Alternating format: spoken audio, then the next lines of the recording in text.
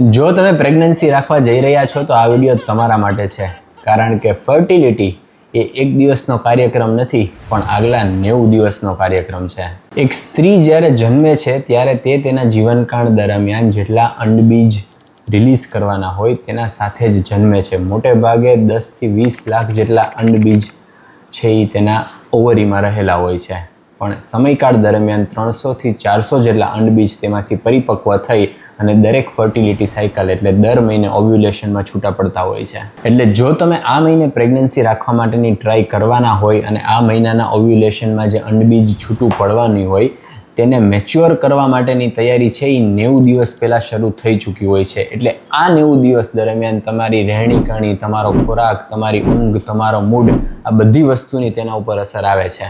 માટે જો પ્રેગ્નન્સી માટે પ્રયત્ન કરી રહ્યા છો તો પહેલેથી આગલા ઓછામાં ઓછા 3 મહિનાથી સારી રહેણીકરણી કરવો, કોઈ વ્યસન ન કરો, સારી ઊંઘ મેળવો, ઘરમાં અને બહાર પણ સાનુકૂળ વાતાવરણમાં રહી શકાય એવા પ્રયત્ન કરો, શરીરને થોડીક ફિઝિકલ એક્ટિવિટી આપો અને હંમેશા સારો સાત્વિક ખોરાક લો. માટે જો સારું ભવિષ્ય ઈચ્છો છો તો આજથી જ સતર્ક થઈ જજો.